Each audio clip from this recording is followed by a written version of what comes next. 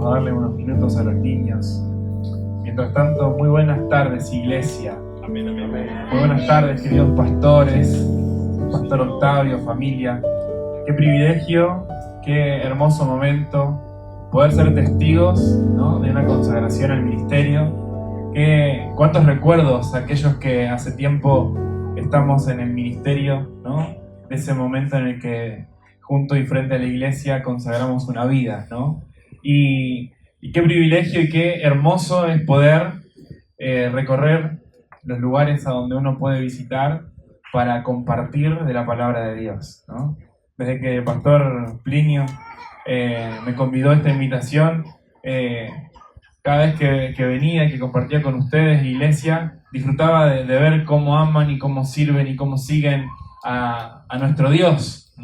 Y qué hermoso es entonces poder estar, más allá de que estoy lejos de casa, poder estar en casa, ¿no? En una familia espiritual que abraza, que sostiene, que renueva las fuerzas, ¿no? Y de alguna manera, en ese sentido, uno puede estar más acogido, más sostenido, ¿no? Más allá de que uno está lejos de casa. Permítanme un minuto para entregarle los saludos de mi esposa Vanessa, y aunque las mellis no hablan, también seguro están contentas de que papá pueda estar con ustedes en esta tarde, perdón. Y sin más rodeos y sin más preámbulos, quiero compartirles en esta tarde aquello que Dios ha puesto y ha determinado en mi corazón para que hoy podamos reflexionar, y no solo reflexionar, sino edificar nuestra vida sobre la palabra de Dios, que es nuestra roca firme. Amén. Y hoy quiero que podamos pensar en nuestras vidas, y en nuestras vidas siguiendo al Señor. Muy probablemente cada uno de los que estamos pastoreando, cada uno de ustedes que día a día tienen alguna actividad, un trabajo, una responsabilidad, día a día se encuentran con una de las luchas más comunes que tenemos como seres humanos, que es la incertidumbre. El sentimiento en nuestro corazón, la incertidumbre, y pensaba en el hermano Octavio, que ya está trabajando hace tiempo, ¿verdad?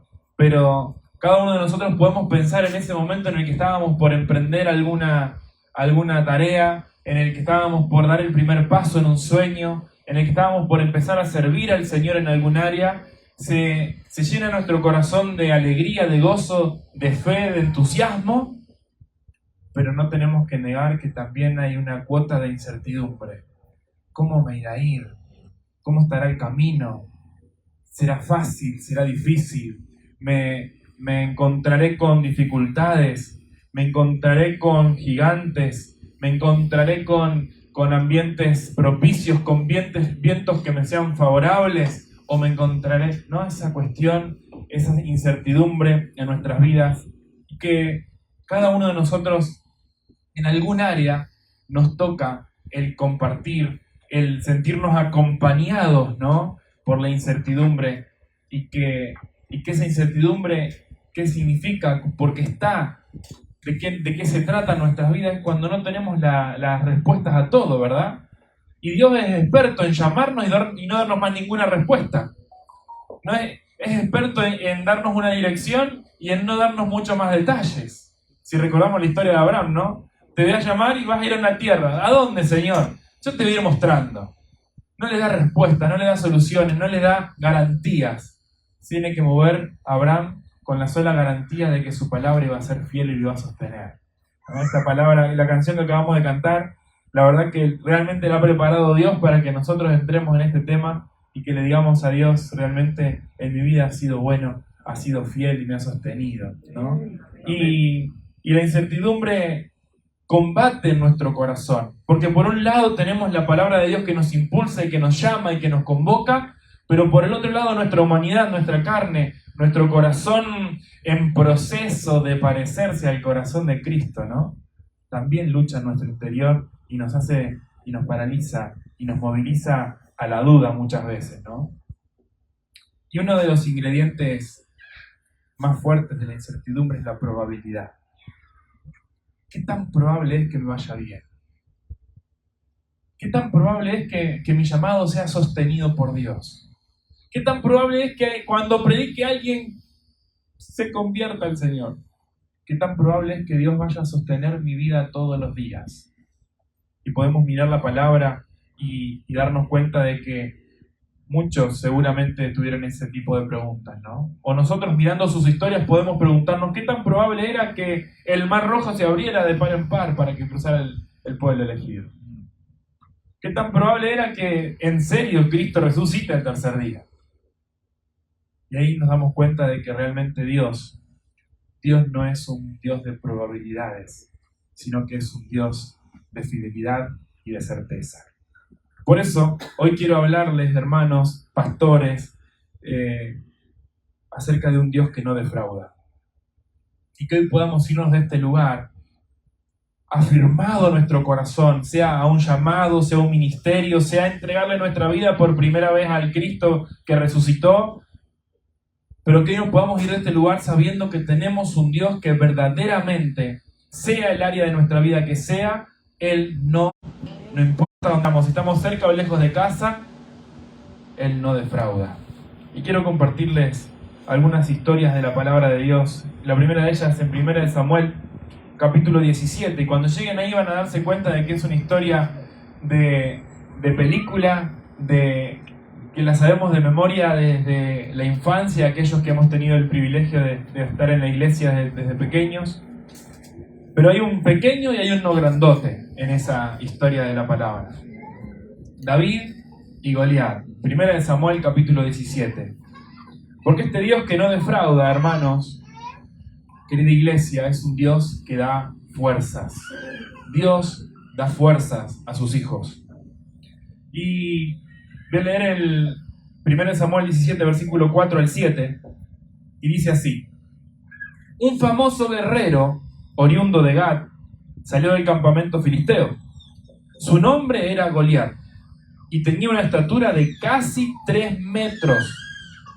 Llevaba en la cabeza un casco de bronce y su coraza, que pesaba 55 kilos, también era de bronce, como lo eran las polainas que le protegían las piernas y la jabalina que llevaba al hombro.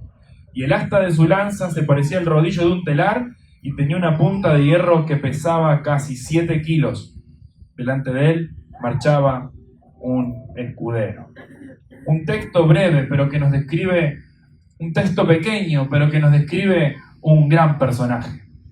Una persona adiestrada para la batalla, una persona que conocida en esa época como un campeón del ejército, ¿verdad? Tremenda armadura. Seguramente esa coraza que revestía a Goliat pesa más que alguno de ustedes, no más que yo, pero más que alguno que ustedes sí. Y sabemos la historia, sabemos que este hombre, Goliat, ese imponente gigante, salía del campamento filisteo y se paraba frente al ejército de Israel y daba voces y gritos, intimidando al ejército de Israel, intimidando al rey Saúl y a todos sus valientes. Y dice que cuando salía y gritaba, todo el pueblo, todo el ejército de Israel se atemorizaba y se escondían de las voces de Goliat. Ahora, fijémonos en los detalles que cuentan, ¿verdad? Los detalles que la palabra de Dios nos da acerca de este varón. Era una persona que probablemente, si la tendríamos acá, apenas estaría entrando en el techo. Cargada de metal, adiestrado para la batalla, hábil, con experiencia en la batalla. Y ese hombre claramente era digno de tenerle temor. Y el pueblo de Israel había tomado demasiado tiempo en analizar y en pensar y en darle lugar en los pensamientos en quién era Goliat, qué era lo que tenía, cuál era su reputación hasta el momento. Y muchas veces, si nos ponemos a pensar, hermanos, nosotros también nos enfrentamos a gigantes en nuestra vida. Nos enfrentamos a situaciones que aparentemente a nosotros y a nuestros ojos nos superan en estatura, nos superan en fuerzas, nos superan en experiencia, nos superan en voluntad, nos superan en peso. Y ahí es cuando a nosotros nos gana la incertidumbre. ¿Será que nosotros podremos con esta situación, con esta enfermedad? ¿Será que nosotros podremos con esta situación económica? ¿Será que nosotros podremos con este nuevo trabajo? ¿Será que nosotros podremos, pastores, con este ministerio, con este desafío, con este hermano, que más que una abeja parece? ¿No? Ahora, ¿cuántas veces nosotros nos ponemos a hablar con Goliat?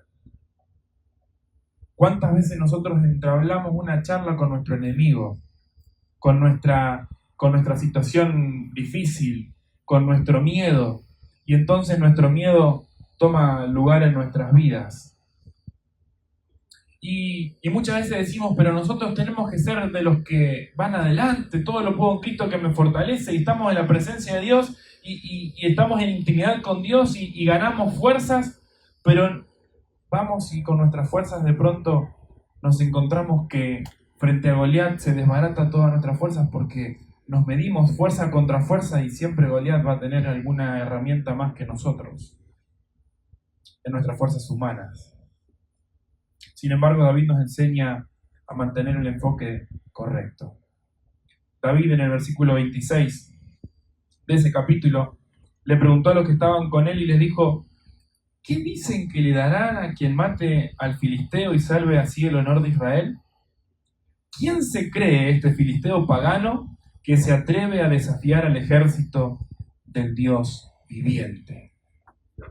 David, que no era parte del ejército, sino que había llegado ahí casi, podríamos decir humanamente, por casualidad, pero llegó en el momento justo para escuchar que este varón, este gigante, le estaba desafiando, pero él dijo algo importante: no estaba desafiándolo a David, no estaba desafiándolo a Saúl, no estaba desafiando a los que eran parte del ejército, sino que estaba desafiando al ejército del Dios vivo, del Dios viviente. David dejó de poner los ojos en el varón, en la armadura, en su experiencia, y dijo: está desafiando a Dios. Y ahí es donde nosotros tenemos que poner nuestros ojos. David no miró al desafío, David no miró las dificultades, David dijo: está desafiando a Dios. Así que cuando nosotros estamos en Dios, cuando nosotros estamos bajo su ministerio o en su ministerio, sirviéndolo a Él, Él es nuestro Rey, los gigantes que se paren enfrente nuestro, hermanos, no se están parando enfrente de nuestro, se están parando enfrente de nuestro Dios. Cuando nosotros tengamos una circunstancia enfrente, no nos pongamos a hablar con la circunstancia, no nos pongamos a pensar con cuáles fuerzas nosotros vamos a ir, porque es en las fuerzas del Señor y con el Señor con quien nosotros tenemos que ponernos a hablar y a descargar nuestro corazón y nuestros pesos en las manos del Señor, porque Él es el que va a hacer en nosotros su buena voluntad. ¿Amén? Sí, Señor. Ahora, David escucha y dice: no nos está desafiando a nosotros, está desafiando a nuestro Dios. Y entonces se acerca a Saúl, y en el versículo 36 de 1 Samuel 17, dice: si este siervo tuyo ha matado leones y osos, lo mismo puede hacer con este filisteo pagano, porque está desafiando al ejército del Dios viviente. El Señor, que me libró de las garras del león y del oso, también me librará del poder de este filisteo. El Señor, que me libró de las garras del león y del oso, también me librará del poder de este filisteo. El Señor nos da las fuerzas. David sabía que él había sido sostenido por el Señor en adversidades menores. Y esa fidelidad de Dios no había sido porque David era bonito, no había sido porque David era especial, sino porque simplemente David se atrevía a confiar en la protección de su Dios.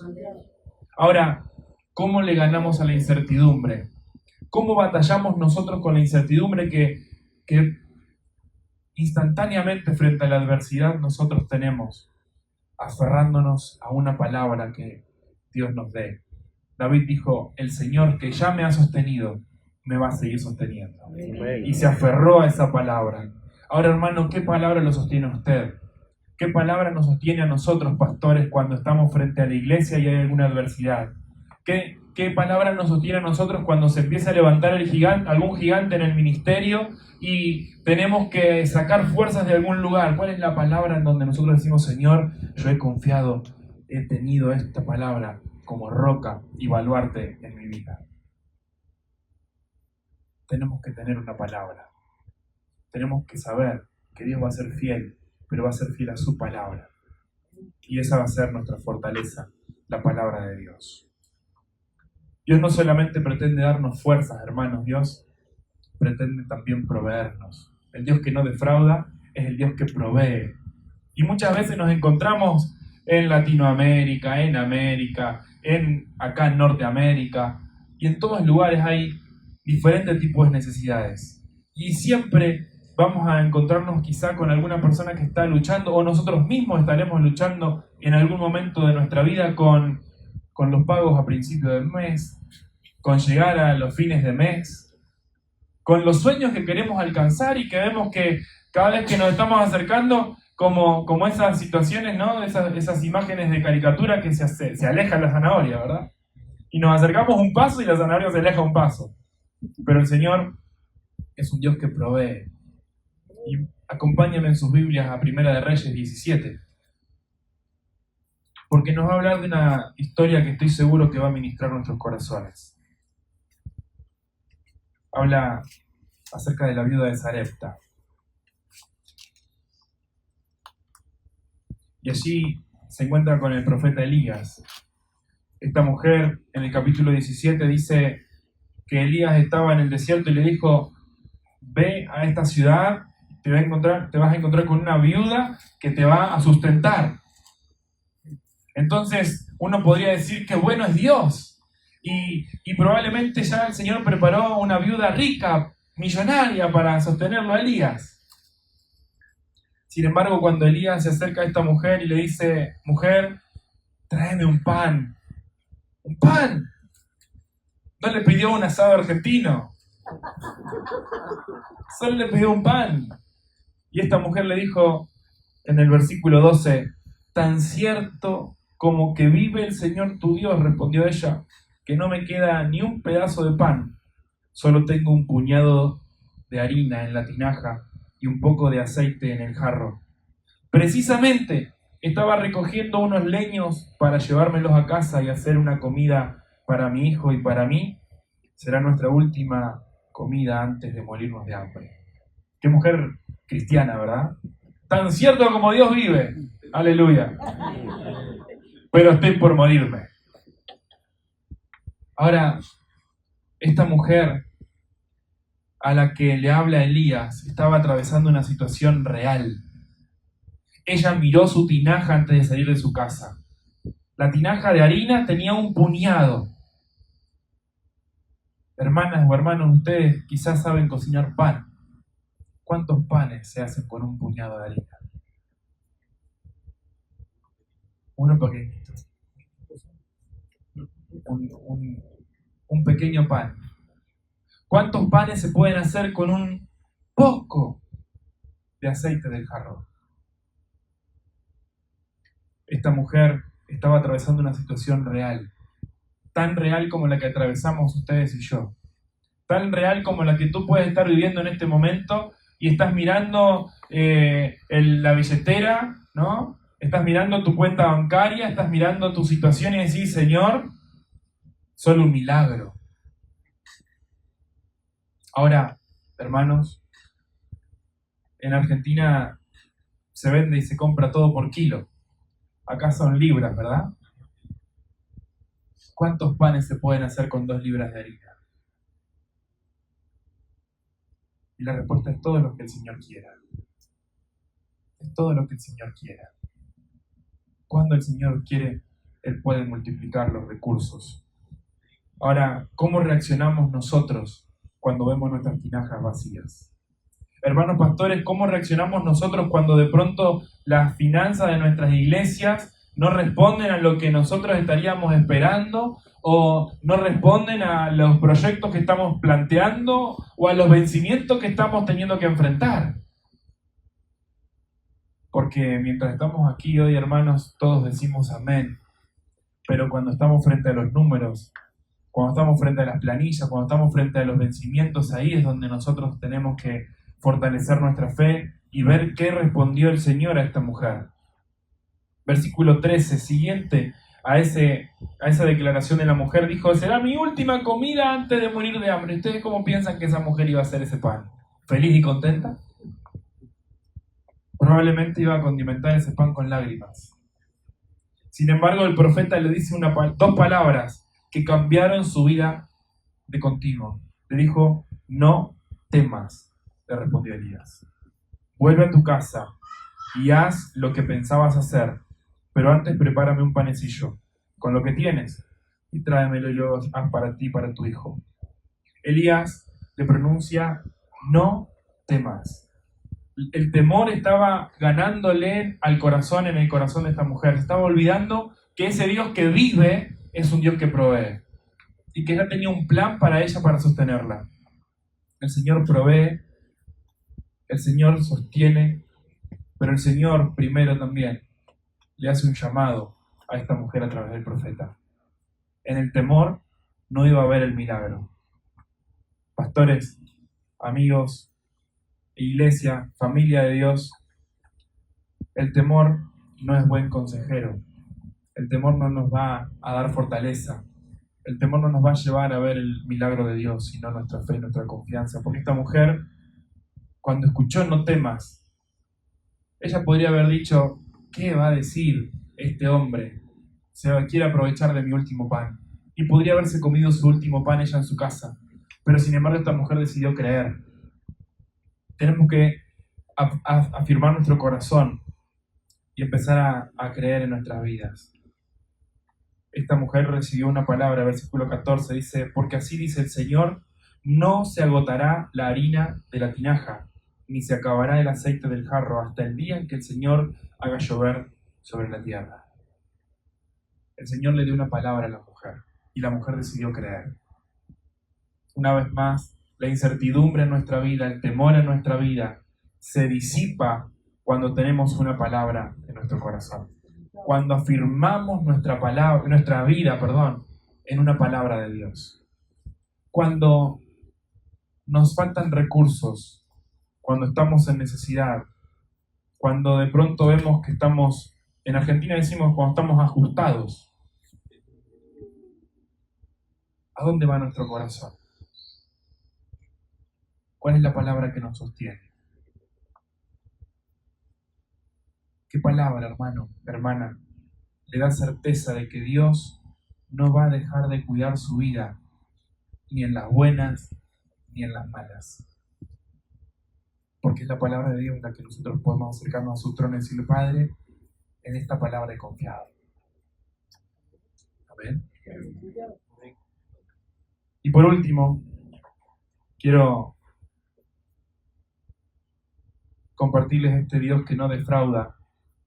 Es un Dios que defiende y libera. Es un Dios que defiende y libera. Y celebro que es una iglesia que entiende que lo mejor que podemos hacer es servir y plantarnos y sembrarnos en el plantío del Señor. Y que no es egoísta con sus líderes, porque levanta líderes y levanta iglesias y envía y produce y multiplica en el reino. Ahora, también nosotros tenemos que cuidar en nuestro corazón nuestras expectativas cuando nosotros empezamos a servir al Señor. Hermanos, y esto siendo muy sincero delante de Dios y delante de ustedes, cuando empezamos a servir al Señor, sin lugar a dudas estamos frente a una de las mejores decisiones de nuestra vida. Pero muchas veces empezamos a servir al Señor con una pequeña certeza o una pequeña intención ahí en el fondo de nuestro corazón, es que las cosas nos van a salir bien porque vamos a servir al Rey de Reyes. Amén. Las cosas van a ir como el sol de la mañana, dice la palabra, en aumento. ¿Verdad? Ahora, ¿con qué expectativa nosotros empezamos a servir al Señor? ¿Con qué expectativas usted viene a la iglesia? ¿Con qué expectativas usted se levanta a orar y a leer la palabra todas las mañanas? Porque a veces Esto pasa en Argentina, seguro acá no, pastor. A veces seguimos al Señor porque creemos que eso va a hacer que nosotros tengamos como una capa protectora que nada nos va a pasar, ¿verdad? Entonces nos vamos a salir de nuestra casa y nunca vamos a perder la llave, nunca vamos a perder la billetera, nunca nadie nos va a robar, nunca nos vamos a enfermar, nunca vamos a tener alguna dificultad. El ministerio va a florecer y va a ser explosión. Con una prédica se van a convertir 5.000 como las de Pedro. Amén. Sin embargo, Hechos capítulo 16, versículo 22, nos relata un acontecimiento de la vida del apóstol Pablo. Yo creo que todos nosotros hemos sido tremendamente bendecidos con la experiencia y con el testimonio de vida que tenemos en la palabra del apóstol Pablo, ¿verdad? Una persona que realmente tiene una trayectoria impresionante en su conversión, milagrosa, hasta cómo siembra su vida de un momento a otro hasta su muerte para el Señor. Y él, sirviendo al Señor, había liberado a una jovencita de un demonio de adivinación. Versículo 22 dice: entonces la multitud se amotinó para agradecer a Pablo y a Silas y celebrar juntos con ellos unas...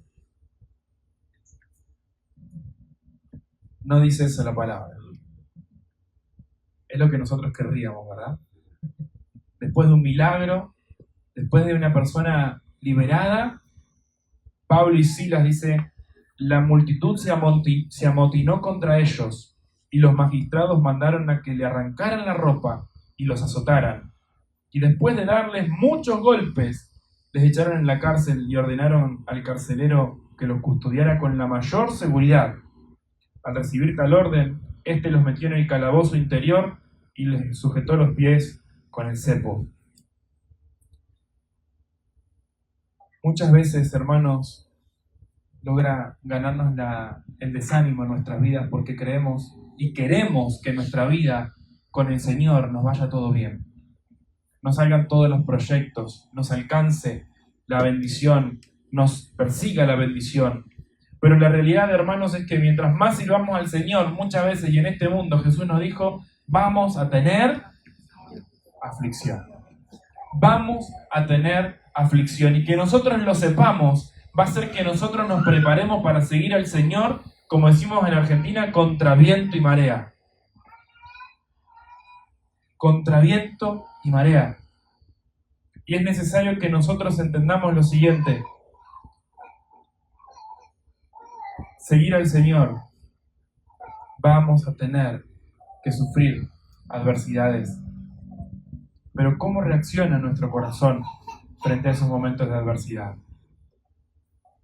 ¿Cuáles son las situaciones cuando después de la reunión tenemos alguna complejidad? Quizá en nuestras vidas surjan reclamos al Señor. Quizá en nuestras vidas surjan desánimos, frustraciones, apagones de fe. Sin embargo, Pablo y Silas nos enseñan algo tremendo. Porque en medio de la noche, a medianoche, en medio de la injusticia total, ambos podrían estar ahí diciendo, ¿para qué hicimos eso? ¿Lo hubiésemos dejado? ¿Para qué nos metimos en problemas? Sin embargo, ellos se pusieron a adorar y a orar. Y todos los presos escuchaban y hubo un gran milagro de liberación en ese lugar. Y no solo hubo liberación para los presos, sino que además el carcelero aceptó a Jesucristo en su corazón. ¿Qué es lo que hace que nuestras vidas, qué es lo que hace que nuestra fe, a pesar de estar en la adversidad, se encienda y crezca? Que haya una palabra que nos sostenga y que nos diga, es mejor servir a nuestro Dios que bajar los brazos.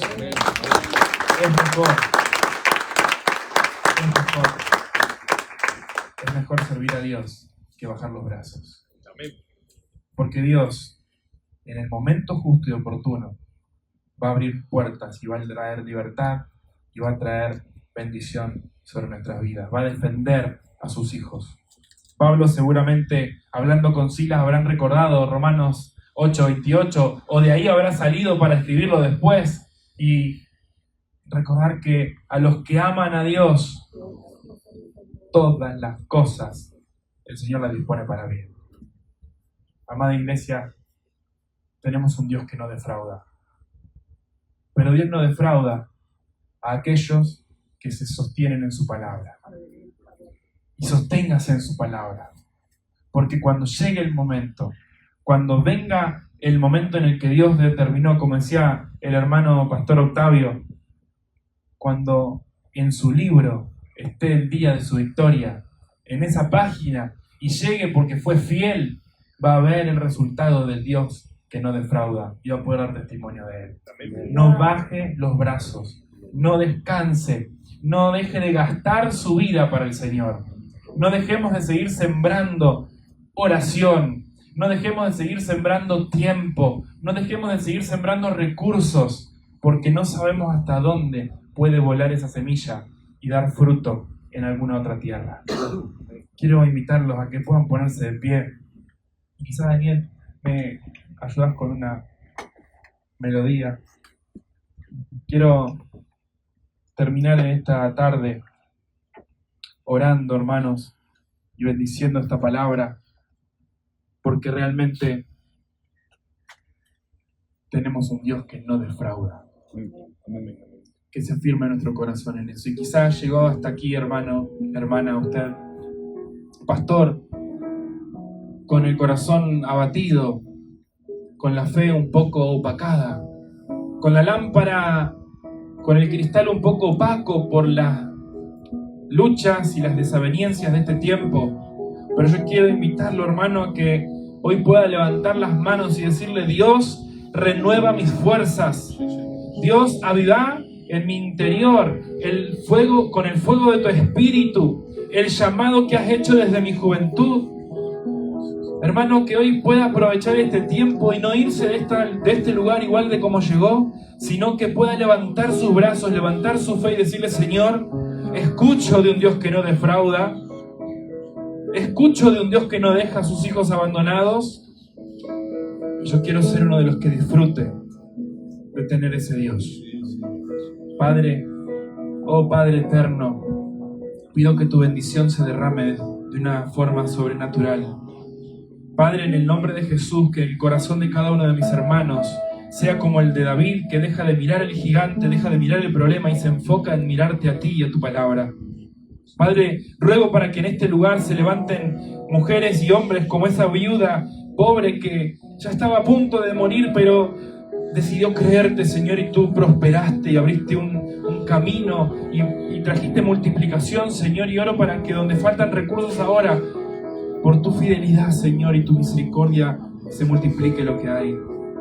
Señor, en el nombre de Jesús, oro para que donde ahora hay desánimo por la persecución, incluso la persecución desde adentro de las instituciones, desde colegas que no lo entienden, que lo han juzgado, Padre, levanta los brazos de tus siervos, de tus siervas, y haz que una vez más vuelvan a creer y sostenerse, Señor, en ti para llevar adelante con fidelidad la obra que tú les has encomendado. Señor, que esta iglesia florezca y crezca, y que cada uno de tus hijos, tenga o no tenga ministerio, sepa que es una herramienta en tus manos para llevar adelante tu reino y extenderlo hasta lo último de la tierra. En el nombre poderoso de Jesús celebramos tu nombre, Señor. Amén y amén. Que Dios los bendiga, hermanos.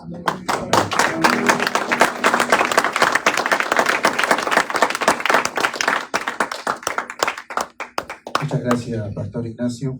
Que el Señor bendiga su palabra y bendiga a cada una de nuestras vidas. Una vez más quiero reiterarte, hermano, si tú nos visitas por primera vez, acércate de nosotros. Estamos para bendecir tu vida y anhelamos que sea parte de esta familia espiritual. Pueden tomar